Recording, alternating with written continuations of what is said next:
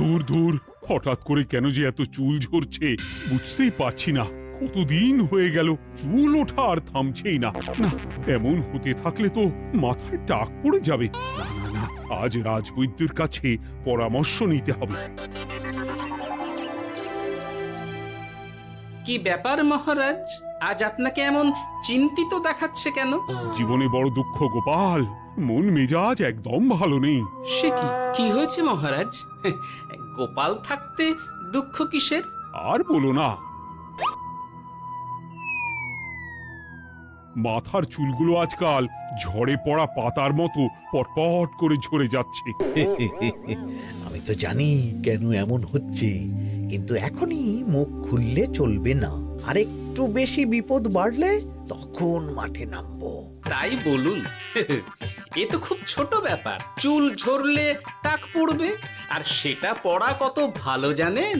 কথায় আছে, যত বড় টাক তত বেশি টাকা। তুমি চুপ করো তো বাপু। যদি টাক থাকলেই টাকা হতো, তাহলে তোমার টাকা কোথায়? যেটা বোঝো না সেটা নিয়ে কথা বলো না। তাই না তাই, মহারাজের ঝরছে চুল, চিন্তার ভাঁজ মাথায়। গোপাল যতই চেষ্টা করুক, চিড়ে ভিজবে না কথায়। তোমরা সকলে থামো তো দেখি। ও রাজবৈদ্য, তুমি এর কিছু উপায় বলো। আগে মহারাজ, অনেক সময় দেহে ওই লৌহের পরিমাণ কমে গেলে এমন চুল ঝরে। আপনি বরং পালং শাক, ওই কিশমিশ, কলা ও আরো কিছু ফল আমি বলে দিচ্ছি, সেগুলো বেশি করে খান। আচ্ছা আচ্ছা আচ্ছা, তবে তাই করে দেখি।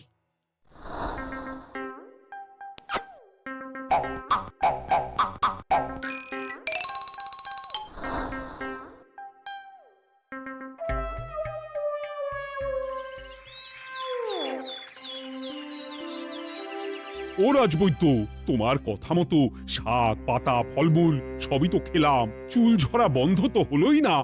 তো জানতামই এমন হবে। কিন্তু মহারাজ, এমনটা তো হওয়ার কথা নয়। কিন্তু হচ্ছে তো। আরে আমার সাধে চুল, কোথায় চলে গেলি সব? এর জন্য তুমি দায়ী। তুমি এর জন্য শাস্তি পাবে বৈদ্য। আমাকে আমাকে ক্ষমা করে দিন মহারাজ। এমনটা হবে এ তো আমি ভাবতেই পারিনি। কিছু মনে করবেন না মহারাজ, ছোট মুখে বড় কথা বলছি। কিন্তু সত্যি এখানে রাজবৈদ্যর কোনো দোষ নেই। ওকে শাস্তি দেওয়াটা ঠিক হবে না মহারাজ। দেখেছেন মহারাজ, গোপালের সাহসটা দেখেছেন? আপনার মুখের উপর কথা বলছে। তা বলি, তুমি যখন এতই বোঝো, তাহলে নিজেই একটা আস্ত লোহা খেয়ে দেখো না, তোমার মাথায় চুল গজাচ্ছে কিনা। ঠিকই আছে, এসব মূর্খের মতো কথা কেবল আপনার থেকেই আশা করা যায় মন্ত্রী মশাই। মহারাজ, আপনি বিচক্ষণ মানুষ। আমার শুধু অনুরোধ, আরেকবার ভেবে দেখবেন। ঠিক আছে, রাজবৈদ্যকে আমি শাস্তি দেব না, কিন্তু সকলের জন্য আমার একটা ঘোষণা আছে। কি ঘোষণা? আমার এই কঠিন সমস্যা যে দূর করে দিতে পারবে, তাকে আমি বিশেষ পুরস্কারে ভূষিত করব। এই তো পেয়েছি। এই সুযোগ কোনোভাবেই হাতছাড়া করা চলবে না। এবারের সমস্যাটা সত্যি বেশ কঠিন। কি করলে যে মহারাজের চুল পড়া বন্ধ হবে সেই উপায় মাথাতেই আসছে না। হঠাৎ করে কেন যে এমন হলো কে জানে।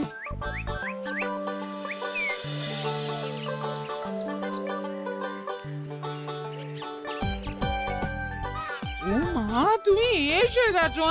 একটু বসো, আমি তেলটা মেখেই হাত ধুয়ে খাবারটা বাড়ছি। হ্যাঁ, সে ঠিক আছে, কিন্তু তুমি কিসের তেল মাখছো এটা? কি আবার মাথার চুলের তেল? এখানেও চুল, ওদিকে মহারাজেরও চুল ঝরে পড়া নিয়ে আমরা সবাই হিমশিম খাচ্ছি গিন্নি।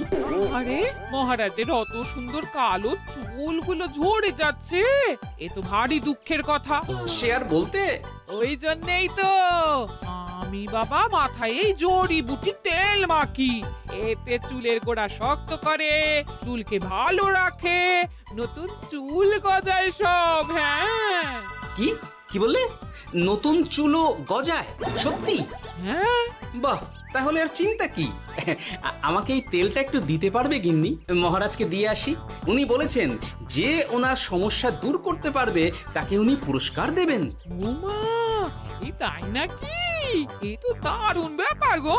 নাও নাও নাও, তেলখানা নিয়ে মহারাজকে কাল দিয়ে এসো তাহলে। আর জানিয়ে দিও, দিনে 2 বার কিন্তু তেল মাখতেই হবে। হ্যাঁ, আচ্ছা, ঠিক আছে।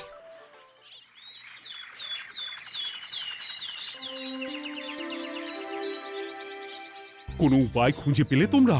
আগে মহারাজ, আমি আপনার জন্য নকল চুল বানিয়ে এনেছি। যতদিন আপনার চুল পড়া বন্ধ না হচ্ছে ততদিন আপনি এটা পরে ব্যবহার করতে পারেন। সে তো বুঝলাম, কিন্তু নকল চুল তো আর আসল চুলে জায়গা নিতে পারবে না বিজ্ঞানী। আসল চুলের কথা ভেবে আমি আপনার জন্য কেশুত্তে পাতা এনেছি মহারাজ। আচ্ছা বেশ। তা গোপাল, খুব তো আগের দিন বকবক করছিলে, তুমি কি এনেছো শুনি? সেটা যথাসময়ে দেখতে পেয়ে যাবেন মন্ত্রী মশাই। এটা জড়িবুটি তেল মহারাজ। আমি এটা আপনার জন্য এনেছি। এতে নতুন চুল গজায় আর চুলের স্বাস্থ্যও ভালো হয়। আমার গিন্নিও ব্যবহার করে এটি, তবে দিনে 2 বার করে মাখতে হবে, তাহলেই ভালো ফল পাবেন মহারাজ। বাবা, তাহলে তুমি কেন মাখো না? আচ্ছা, আপনার সমস্যাটা ঠিক কোথায় বলুন তো মন্ত্রী মশাই? মহারাজের জন্য কিছু আনলেও কথা শোনান, না আনলেও কথা শোনান। সত্যি তো মন্ত্রী, কেন তুমি সব সময় গোপালের পিছনে পড়ে থাকো বলো তো? এরা তো তাও সবাই কিছু না কিছু আমার কথা চিন্তা করে এনেছে, তুমি তো সেটাও করনি। না, আসলে মহারাজ, আমিও ভাবছিলাম আপনার কথা, কিন্তু থাক, বুঝেছি। আহ, দারুণ। তেলের গন্ধটাও খুব সুন্দর। গোপাল, তোমায় অনেক ধন্যবাদ। আশা করছি ব্যবহার করলে খুব ভালো ফল দেবে। একদম দেবেই মহারাজ। দূর বাবা, ভেবেছিলাম এক, হলো আর এক। কোথা দিয়ে যে গোপালটা মাঝখান দিয়ে এসে নাক গলিয়ে ঢুকে পড়ে, খুব শক্ত পুরস্কার নেওয়ার। দেখাচ্ছি মজা।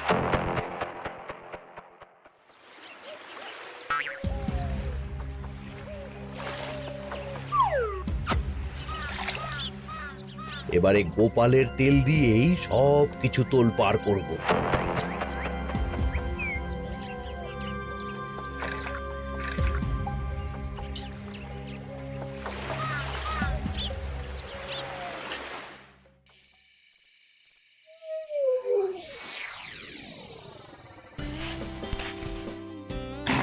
ব্যাস, হয়ে গেল 2 বার মাখা। গোপাল বলেছিল এতেই ভালো ফল পাব, কিন্তু এখন মাখার পর মাথাটা কেমন জ্বালা জ্বালা করছে মনে হচ্ছে। হয়তো নতুন চুল গজাবে বলে এমন হচ্ছে। কাল সকালে বোঝা যাবে। এতক্ষণে বোধহয় ছোট ছোট চুল গজিয়েই গেছে। কি এটা চুল গজানোর তেল ছিল নাকি পড়ে যাওয়ার? হে ভগবান, যেটুকু বাকি ছিল সেটাও ঝরে পড়ে টাক পড়েই গেল। হ্যাঁ, গোপালই হলো যত নষ্টের গোড়া। আজ আসুক সভায়।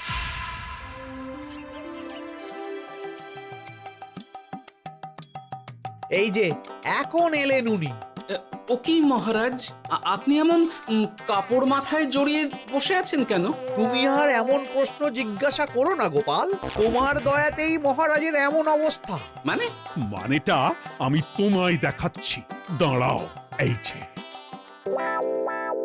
গোপালের দেওয়া তেল মেখেই আমার এমন হয়েছে, আর তার জন্য আমি তোমাকে কোনোদিনও ক্ষমা করব না গোপাল। বিশ্বাস করুন মহারাজ, আমার গিন্নিও মাখে এই তেল, কিন্তু এমন কিছু তো এখনো পর্যন্ত ঘটেনি। আমি আর কিচ্ছু শুনতে চাই না।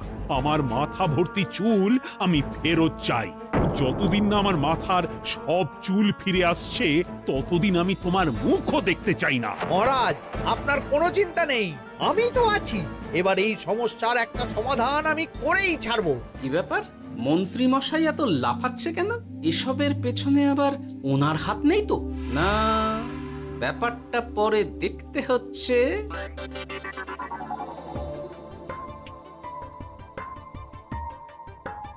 আমি বলি কি মহারাজ, এই সময়টা বরং আপনি নকল চুলটা মানে মানে পরচুলা ব্যবহার করুন। হ্যাঁ, অগত্যা কিছু তো একটা গন্ডগোল আছেই।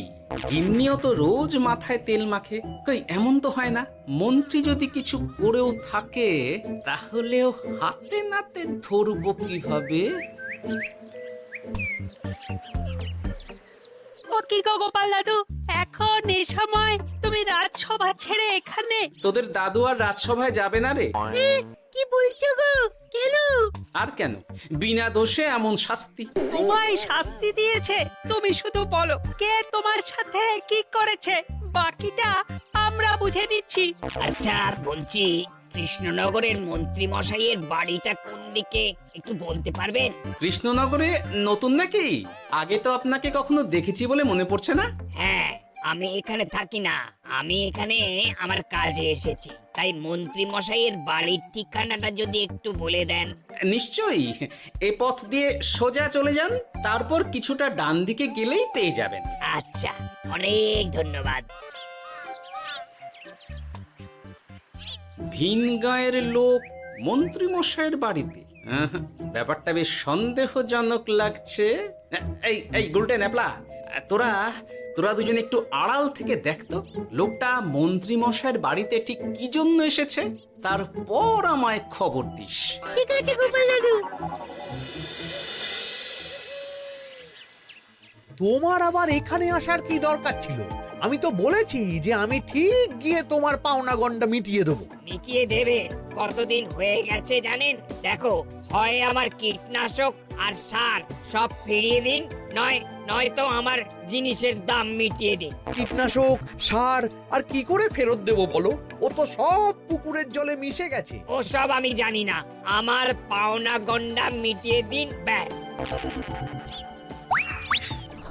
চল চল, এখনই তাহলে গোপাল দাদুকে গিয়ে সব জানাই। চল চল।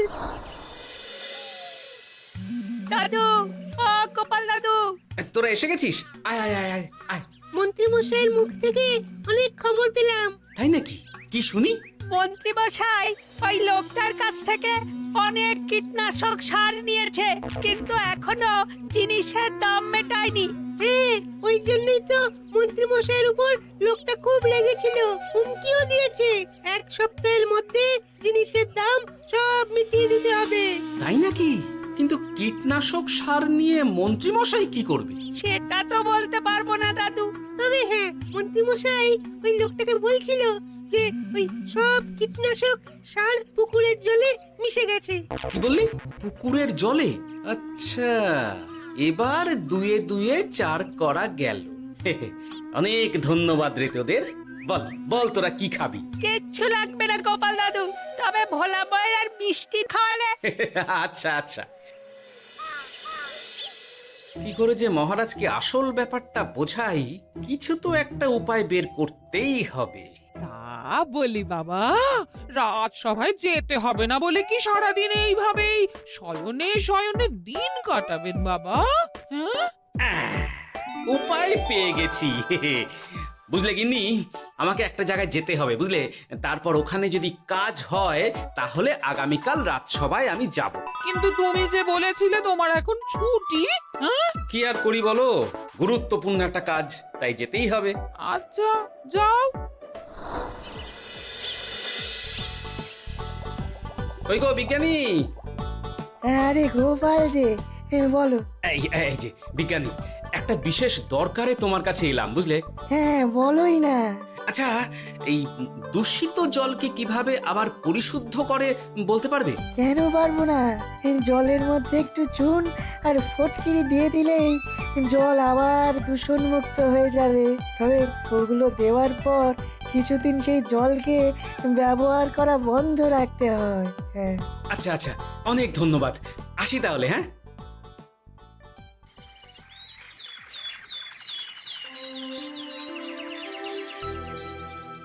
ছায়া পড়েছে, ছায়া পড়েছে, আমি বেশ বুঝতে পারছি তার ছায়া পড়েছে এখানে। কার ছায়া পড়েছে? আজকাল তোর মাথা থেকে অনেক চুল ঝরে পড়ছে, তাই না? আগে হ্যাঁ সাধু বাবা, আপনি একদম ঠিক কথা বলেছেন। ও বাবা, এই আবার কোথা থেকে উদয় হলো? আরে আমি একা গিয়ে সেই স্নানের পুকুর পরিদর্শন করতে চাই। যথা আজ্ঞা বাবা।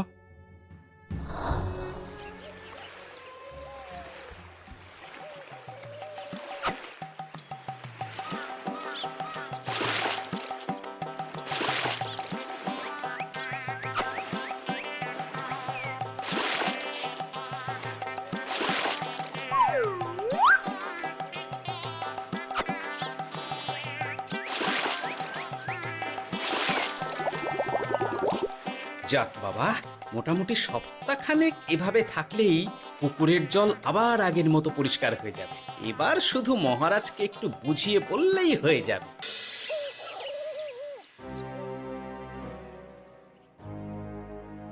কি বুঝলেন সাধু বাবা? আমার অনুমানটাই ঠিক ছিল। পুকুরের জলে কালো ছায়া পড়েছে, কুদৃষ্টি পড়েছে, তাই এমন হচ্ছে। সে কি? কি কালো ছায়া? যত সব বাজে কথা। জল দূষণ করলাম আমি, আর দোষ পড়ছে কালো ছায়ার উপর। তাহলে এখন কি হবে? চিন্তার কোনো কারণ নেই। আমি মন্ত্রপুত ভস্য ছড়িয়ে দিয়েছি। 1 সপ্তাহ ওই পুকুরের জল স্পর্শ তো দূর, পুকুরের কাছেও যাওয়া নিষেধ। তাহলে আমার মোহরের কি হবে? যথা আজ্ঞা সাধু বাবা। ও কি, তাহলে মহারাজ এতদিন স্নান করবেন কোথায়? সে কথা কাউকে চিন্তা করতে হবে না। মহারাজের ওপরে কালো ছায়া পড়া জল পড়েছে, তাই আগে সেটা শোধন করতে হবে। আমাকে তাহলে কি করতে হবে সাধু বাবা? আমার শিষ্য গোপাল আমাকে আগেই এই বিষয় জানিয়েছিল। আমি তার হাত দিয়েই তোর স্নানের জল পাঠিয়ে দেব। তাই আগামী 1 সপ্তাহ সেই জল দিয়েই তোকে স্নান করতে হবে। কি গোপাল? দেখছো তো মন্ত্রী, গোপাল আমাকে কত ভালোবাসে। আমি ওকে কত কথা শোনালাম, কিন্তু না না না না, কাল থেকেই আমি আবার গোপালকে রাজসভায় ডেকে আনবো। আমি আসছি, আমার কাজ হয়ে গেছে। আর হ্যাঁ, তোর স্নানের পুকুরের চারিদিকে প্রহরীর বন্দোবস্ত কর। কাক পক্ষীও যেন ওখানে প্রবেশ করতে না পারে। আচ্ছা বাবা, আচ্ছা।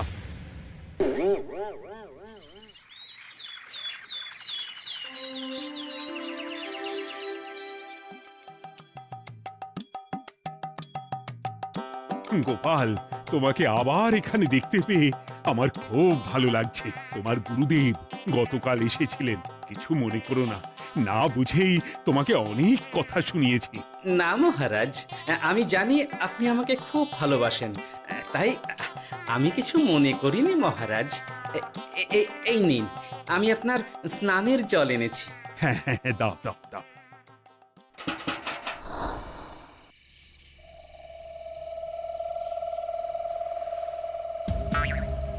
ও বাবা, পুকুরের কাছে যে গিয়ে দেখবো সে উপায় নেই। চারপাশে প্রহরীতে ভর্তি, তাহলে কি সত্যি সত্যি কালো ছায়া পড়েছে? ভালোই হলো, পাওনাদারকে বলে দেবো কীটনাশকটা জালি ছিল। হি হি।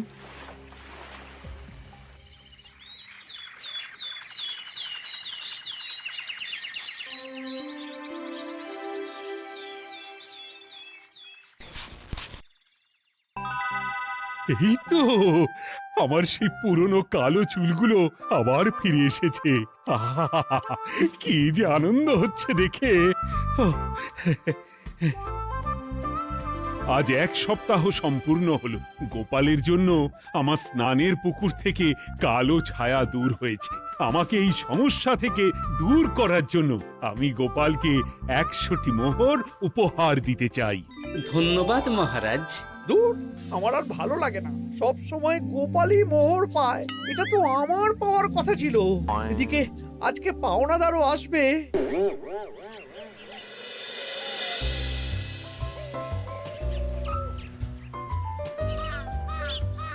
গোপাল দাদু, ওই লোকটা এসে গেছে। আচ্ছা, আসছি। এটা তো মন্ত্রীর বাড়ির দিকে রাস্তা। আমরা তাহলে ওদিকে কেন যাচ্ছি গোপাল? আপনার পুকুরের আসল রহস্যটা কি সেটা আপনি জানবেন না মহারাজ। মানে নিজের চোখেই দেখুন, তাহলে বুঝতে পারবেন। আর একটু সময় দাও আমায় ভাই, এমনিতেও তোমার কীটনাশক কোনো কাজের নয়। কি এখন এসব কথা? আর একদিনও সময় দিতে পারছি না। একটু বোঝো, একটু। সব আমি মহারাজের পুকুরের জলে মিশিয়ে দিয়েছি। মন্ত্রী, তুমি তাহলে সেই কালো ছায়া? মহারাজ, আপনার পর্দা ফাঁস হয়ে গেছে মন্ত্রী মশাই। তুমি তাহলে সবটা জানতে? একদম প্রথম থেকে। রে, খুব জোর ফেঁসেছি। এদিকে পাওনাদার, ওদিকে মহারাজ, এখান থেকে কেটে পড়তে হবে। গন্ডগোল করে আবার পালানো হচ্ছে তবে রে। বলো, কেন করেছিলে? মহারাজ, আমি ভেবেছিলাম আপনার সব চুল উঠে গেলে আমি আপনার কাছ থেকে চুল গজানোর ওষুধ দেওয়ার নামে অনেক টাকা লুটবো।